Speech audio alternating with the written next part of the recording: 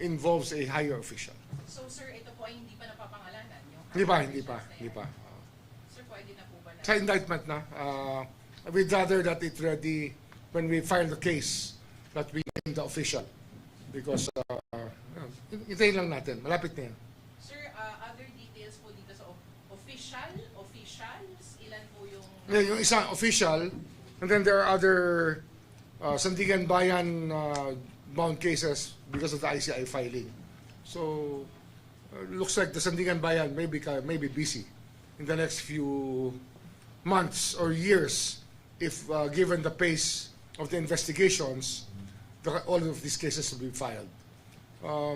We also have gotten initial reports on the 421 flood control cases, and we are in the process of farming them out so that we can validate the information again.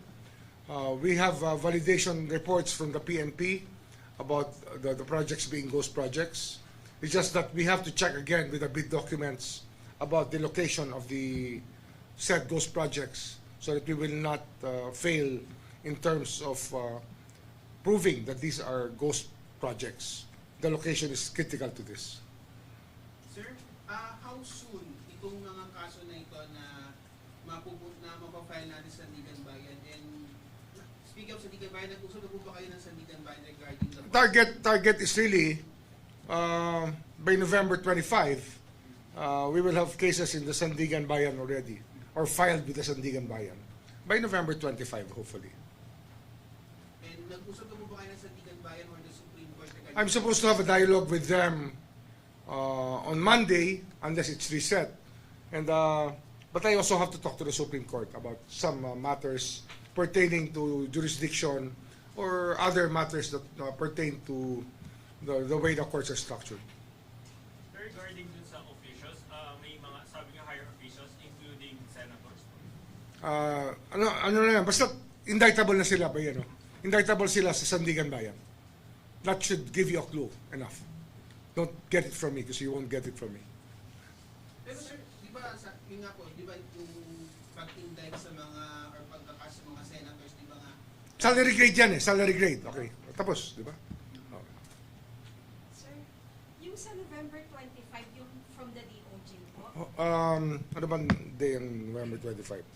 Baka naman Tuesday. Mga by that time. Yan po yung manggagaling sa DOJ. Meron manggagaling doon, tsaka may manggagaling dito, I suppose. Sir, ito na yung Southwest. Baka kasama yan. Sir, tama po ba hindi po nakapag-file si Congressman Zal dito ng kanyang counter-affidavits?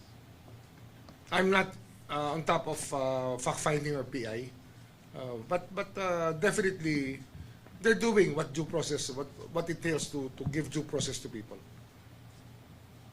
Sir, on other matters po, kasi lumabas po sa isang news website yung inyong order na regarding po sa court's resignation ng ilang mga so-called mga midnight appointees, and ilan po doon are, sabihin na natin so-called nepo babies na mga anak daw ng mga... Meron na balita akong ganyan, pero ang purpose talaga nito is to be able to organize a team, a fresh team also within the Ombudsman, and we don't want all of these places occupied immediately by people who we didn't vet because they were promoted or appointed at the last minute. Siguro naman that's understandable that we want to form new teams to inject new blood into the organization. And actually there are so many applicants now for the positions here, and you will see that there's a big interest in young lawyers to come in to the organization because they see that the work is interesting and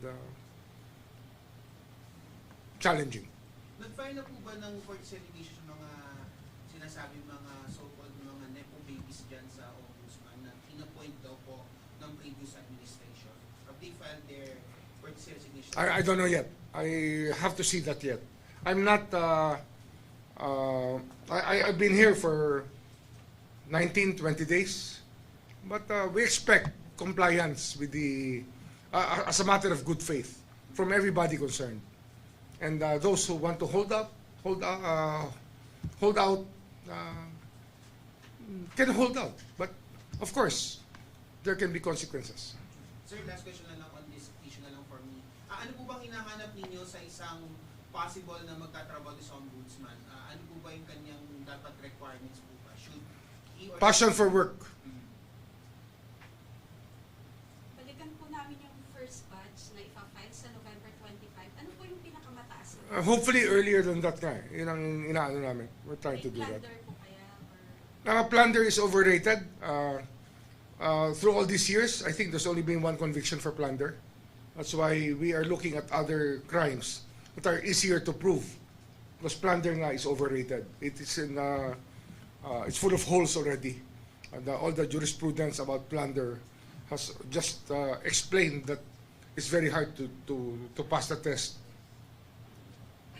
Sir, regarding yung mga names sa ICI na sinabsib kanina, prior yung pag-submit ng ICI ng case, yung mga nakapag-usap ba sa inyo dun sa akin ng mga nabansin sa Senator Villanueva, Senator... Wala. Marami nangangamusta through friends. Kaya lang hindi ko na trabahong makipagkamustahan, di ba? Ang trabaho natin dito, gawin talaga yung nararapat para sa hustisya.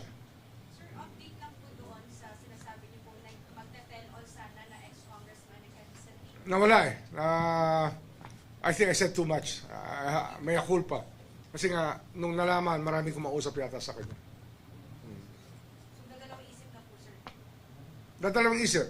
Pero patatawag pa rin namin. Mga kailan kaya, sir, possible? I'm sure after this weekend. Kasi, vacation mode na lahat ng tao. Diba? That's how our country is. Ganun talaga tayo. Sir, balikan ko lang po yung flood control.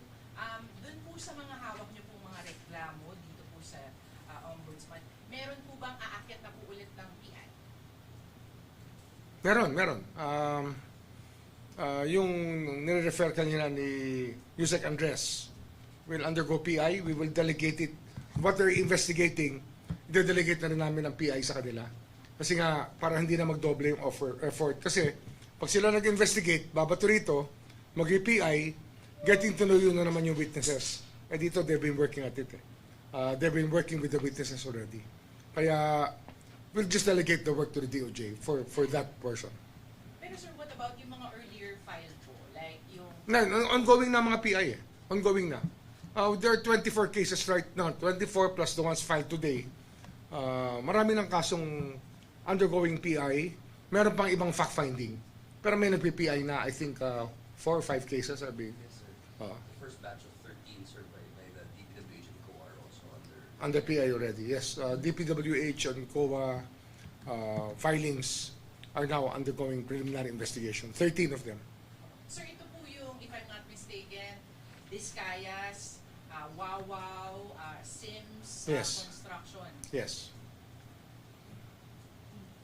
But sir, itong first batch na ipa-file, yung ready for filing sa November 25, mga ilang individuals? Baka sana mas maaga pa nga, eh, no? Marami yan kasi lahat ng contracting companies, we will make the board of directors also liable. I mean, we will hold them liable also for everything that happened. Kaya, mas marami tayong magiging respondents dito. But sa public officials po, mga ilan?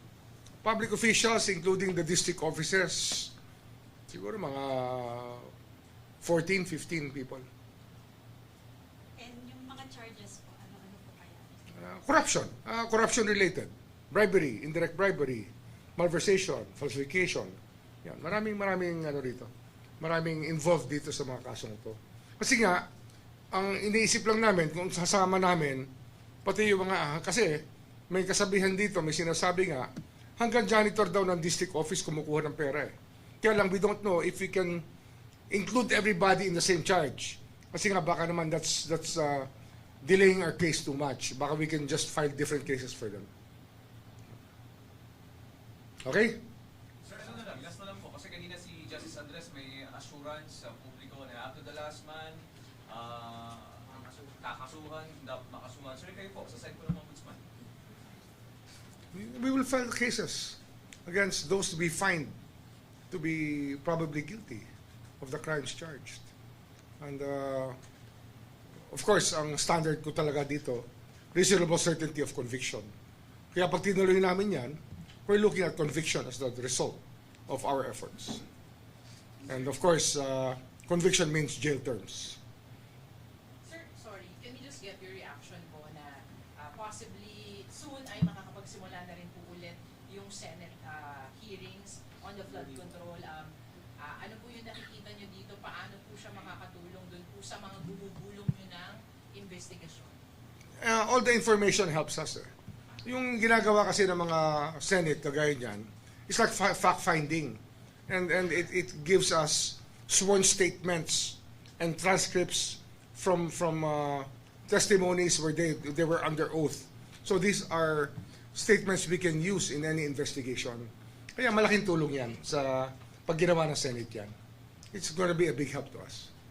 Ano yan it's very useful information. In fact, most of the information of the cases to be filed now initially came from the Blue Ribbon Committee hearings. Okay, thank you. Ang nga pala, may announcement ako. And then ipopost lang namin yung yung decisions. Yung Joel Villanueva decisions by Ma'am Conchita, by the former Ombudsman and the former Ombudsman Martires. Both criminal and administrative. Sir, bakit po natin i-post? Ano po ang... For the information lang, kasi nga people are speculating as to what is which and what is what. So you can it's actually public property. These are already decisions that are presumed to be valid. Sir, update na po ba doon sa SALN? Na-publish na po ba sa UP Law Center? And kailan po expected namin na ma-implement? Next week, ma-implement na natin. Next week. Okay, thank you. Sir, sorry. Last na.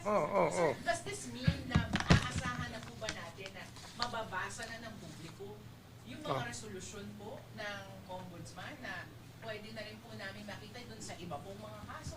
Ganun po ba? Like nga, we will make public the resolutions of the Office of the Ombudsman. In fact, we're looking at the design where the PIs can also be viewed live. Kung pwede i-live stream na, pati preliminary investigation. Kasi nga, these are supposed to be public public in nature. All court proceedings are supposed to be public in nature. You should be able to step into the courtroom, except for cases where children are, the rights of children may be violated. Kaya we were looking at the bounds of transparency that we can adhere to in this office. Okay? Thank you. Dulo palagi yung malaking menu. Dulo palagi, sir, yung malaki palagi sa inyo. Kaya we're adding question mo eh. Sa Facebook? Facebook or live stream lang. You might get cameras there and have monitors here. So that's where we consider compliance. Sir, sorry, can I revert this? Itong sinasabi niyo po.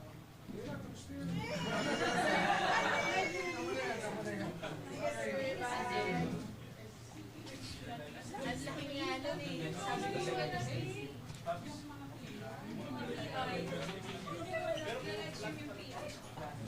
Gusto niyang ipalive.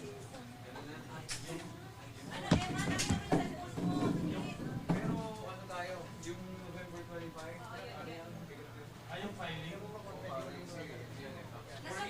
Pero ang sabi niya, ito daw, yung sinabi,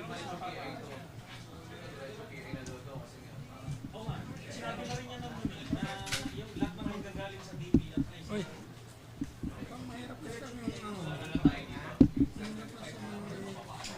Diskarte natin ganyan, o. Pag di mo diskarte, ang hina niyan. Sige. Verified pa kasi ng ICI.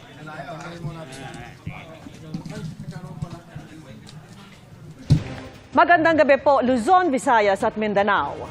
Karumal-dumal ang sinapit ng dalawang bata sa Cavite na hinostage at pinagsasaksak ng sarili nilang ama.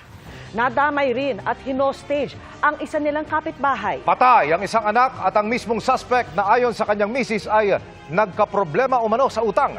Nakatutok si Sandra Aguinaldo. Sa cellphone video ito, makikita ang hostage taker na palakad-lakad sa balkonahe ng isang gusali kung saan nangungupahan ang kanyang pamilya sa barangay Sampaloc 4, Dasmariñas, Cavite. Hawak niya noon ang kanyang 7 taong gulang na anak at may dala ring patalin. Pero noong mga sandaling ito, wala na palang buhay ang isa pa niyang anak na 5